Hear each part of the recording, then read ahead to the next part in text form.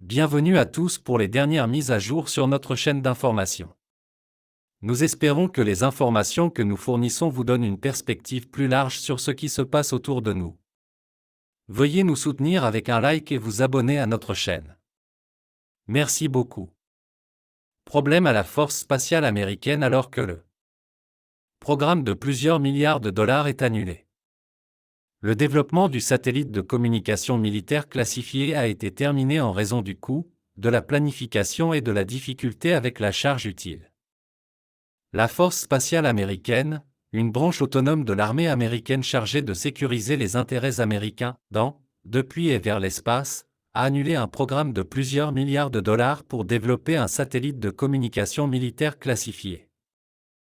La résiliation du programme Northrop Grumman a été effectuée en raison de coûts croissants, de difficultés à développer sa charge utile et d'un retard de calendrier, a rapporté Bloomberg, citant un dépôt réglementaire et des personnes familières avec la décision. Le mois dernier, le directeur financier de Northrop, David Keffer, a semblé faire référence à l'annulation du projet lors d'un appel aux résultats lorsqu'il a mentionné une diminution des ventes de l'unité spatiale en partie reflète les baisses dans un programme restreint en raison de changements de priorité gouvernementales. Les rapports sur l'annulation du programme classifié interviennent un jour après que le président du comité du renseignement de la Chambre, Mike Turner, ait appelé l'administration Biden à déclassifier des informations sur ce qu'il a appelé une « menace sérieuse pour la sécurité nationale », qui a été ensuite rapporté impliquer des plans russes pour déployer des armes nucléaires dans l'espace. ABC News et le New York Times ont cité des sources anonymes disant que la menace de sécurité à laquelle Turner faisait référence impliquait le déploiement potentiel par la Russie d'une arme anti-satellite nucléaire dans l'espace. Il a également été rapporté que les alliés américains avaient été informés du renseignement et que la capacité russe présumée était encore en développement et ne représentait pas une menace actuelle. La Russie a mené plusieurs expériences avec des satellites de manœuvre qui pourraient être conçus pour saboter d'autres satellites, a déclaré Hans Christensen, directeur du projet d'information nucléaire à la Fédération des scientifiques américains. Christensen a averti que le placement d'armes nucléaires dans l'espace violerait le traité de l'espace extra-atmosphérique de 1967 et que toute menace russe de placer des armes nucléaires dans l'espace pourrait être conçue pour ajouter à la pression sur les États-Unis et leurs alliés pour mettre fin à leur soutien militaire à l'Ukraine. Cependant, les annonces indiquent une concentration croissante des forces militaires des pays sur le brouillage des communications spatiales et le développement de ciblages basés sur l'espace. David Burbach, professeur de questions de sécurité nationale au US Naval War College, a décrit la guerre Russie-Ukraine comme « peut-être la première guerre spatiale à deux faces » et « un éventuel signe de l'avenir ». La décision d'annuler le programme Northrop Grumman de 841 millions de dollars, décrit en terminologie du Pentagone comme une résiliation de convenance, aurait été dirigée par Frank Calvelli, secrétaire adjoint à l'acquisition spatiale de l'armée de l'air. Plus tôt ce mois-ci, le secrétaire de l'armée de l'air, Frank Kendall, a dévoilé un plan en 24 points pour remodeler l'armée de l'air et la force spatiale afin d'assurer la suprématie continue dans ces domaines tout en positionnant mieux les services pour dissuader et, si nécessaire, l'emporter dans une ère de grande compétition de puissance. Les investissements dans les capacités spatiales ont augmenté l'efficacité des opérations dans tous les autres domaines, ont annoncé les administrateurs de la force spatiale. L'armée américaine est plus rapide, mieux connectée, plus informée, plus précise et plus létale en raison de sa capacité à exploiter l'espace de manière efficace. Parmi les objectifs de réoptimisation, a-t-il déclaré, était de mettre en œuvre des normes de préparation de la force spatiale qui reflètent les opérations dans des conditions contestées plutôt que celles d'un environnement bénin. La Russie se prépare à une guerre avec l'OTAN. La Russie se prépare à une guerre avec l'OTAN, organisation du traité de l'Atlantique Nord, et l'Occident. Les préparations sont pour une confrontation à long terme. Un nombre croissant de dirigeants occidentaux ont également averti d'une menace militaire de la Russie pour les pays le long du flanc oriental de l'OTAN, appelant l'Europe à se préparer en se réarmant. Le chef du service de renseignement a déclaré que l'évaluation était basée sur les plans russes de doubler le nombre de forces stationnées le long de sa frontière avec les membres de l'OTAN, Finlande et les États baltes d'Estonie, de Lituanie et de Lettonie. La Russie a choisi un chemin qui est une confrontation à long terme, et le Kremlin anticipe probablement un possible conflit avec l'OTAN dans la prochaine décennie ou ainsi, a déclaré Kopo Rosin aux journalistes lors de la publication du rapport sur les menaces à la sécurité nationale de l'Estonie. Rosin a affirmé qu'une attaque militaire de la Russie était très peu probable à court terme, en partie parce que la Russie doit maintenir des troupes en Ukraine, ce qui serait improbable si le renforcement des forces russes était équilibré en Europe. Si nous ne sommes pas prêts, la probabilité d'une attaque militaire russe serait beaucoup plus élevée qu'en l'absence de toute préparation, a ajouté Rosin. L'Estonie et les autres États baltes ont augmenté leurs dépenses militaires à plus de 2% de la valeur de leurs économies après l'annexion de la Crimée par la Russie en 2014, et les alliés de l'OTAN ont renforcé leur présence dans ces pays.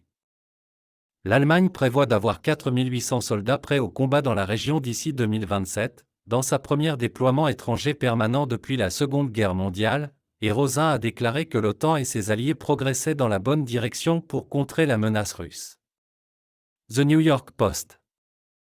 La Russie a averti à plusieurs reprises qu'elle irait en guerre avec l'OTAN si les armes de l'Occident vainquent la Russie, ou si une aide létale est envoyée à l'Ukraine. On pourrait soutenir que l'Occident a franchi cette ligne, mais la Russie n'a pas encore suivi avec une attaque contre l'OTAN. La mauvaise nouvelle est que la capacité de la Russie à fournir des munitions à ses troupes continue de dépasser celle de l'Ukraine. Rosin a déclaré que, à moins que le soutien occidental ne soit maintenu ou augmenté, il est peu probable que l'Ukraine puisse changer la situation sur le champ de bataille. Nouveau rapport, la CIA d'Obama a collaboré avec des agences de renseignement internationales pour obtenir Trump. Lorsque l'opération Trump-Russie a commencé à se dénouer, il était clair qu'un ensemble d'acteurs internationaux était impliqué dans le complot. L'opération visant à obtenir Trump, dans le but de torpiller son élection en 2016 puis de subvertir sa présidence, impliquait la campagne d'Hillary Clinton, John Brennan de la CIA, qui a informé le président Obama et le vice-président Joe Biden de l'opération, le FBI, qui semblait la couvrir, un espion russe réputé travaillant pour un groupe de réflexion démocrate, un mystérieux professeur maltais, un pot de miel international, un diplomate australien et un espion britannique. C'était l'équivalent terrestre de la scène de la cantina de Star Wars. La foule des Six Way from Sunday a tenté de piéger le monde de Trump en révélant qu'il travaillait avec les Russes pour gagner l'élection.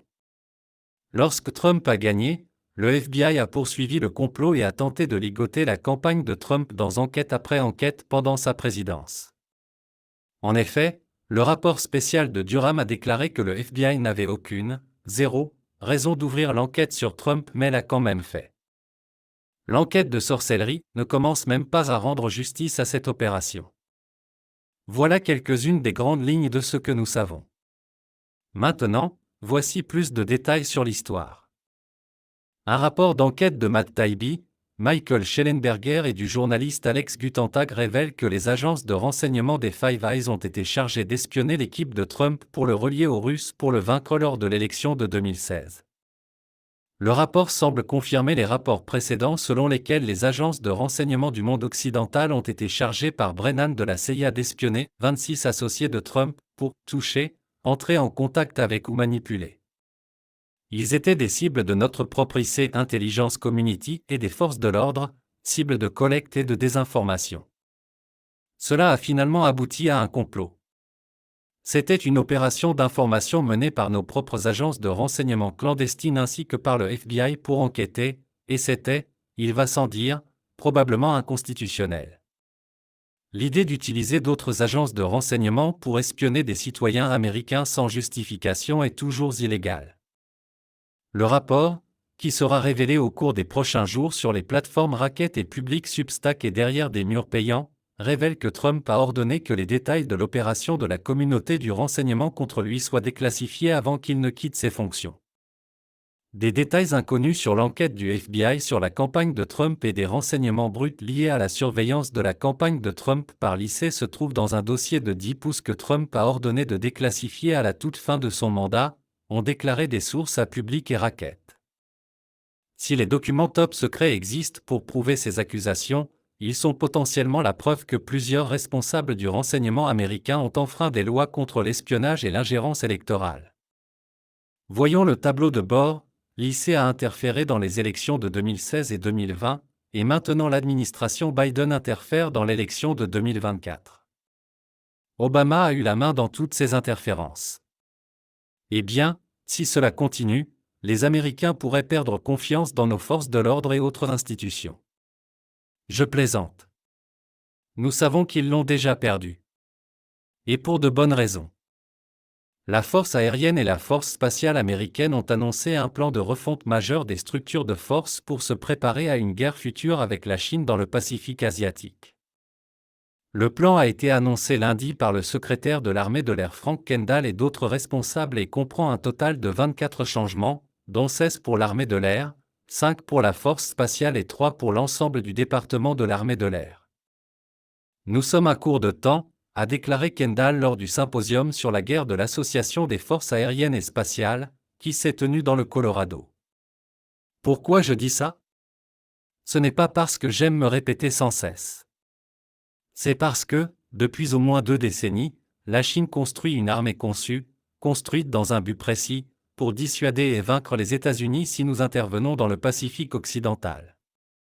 Selon Military.com, la majorité des changements sont des efforts de renommage et de rebranding vagues visant à se concentrer sur la prétendue concurrence entre grandes puissances. Mais certains changements sont significatifs, notamment le retour des officiers techniciens, qui n'ont pas existé dans l'armée de l'air depuis 65 ans.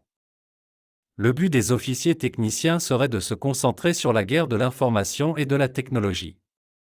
Le chef d'état-major de l'armée de l'air, le général David Alvin, a déclaré que l'idée de ramener le grade est d'avoir des aviateurs qui veulent programmer pour leur pays et être des gens de l'attaque réseau. Alvin a également déclaré que l'armée de l'air se concentrerait davantage sur des exercices militaires à grande échelle au lieu des exercices à plus petite échelle qu'elle a privilégiés ces dernières décennies. À grande échelle signifie plusieurs systèmes d'armes, plusieurs capacités, se réunissant dans un environnement simulé de combat et montrant notre capacité à exécuter la mission qui nous sera demandée dans le conflit de haut niveau, a-t-il déclaré. Depuis qu'il a pris ses fonctions en tant que chef civil de l'armée de l'air, Kendall a clairement indiqué que sa priorité est la Chine. Après avoir prêté serment en 2021, Kendall a déclaré « Alors, quelles sont mes intentions maintenant que j'ai ce travail ?» Lors d'un petit déjeuner au Capitole peu de temps après ma prestation de serment, le sénateur Jon Tester m'a demandé quelles étaient mes priorités. Ma réponse a été que j'en avais 3, la Chine et la Chine. Bien que les États-Unis se concentrent sur la guerre par procuration en Ukraine et soutiennent le massacre israélien des Palestiniens à Gaza, le Pentagone considère toujours la Chine comme la principale menace. Les responsables militaires américains se préparent à une future confrontation directe avec la Chine malgré le risque qu'elle dégénère en guerre nucléaire.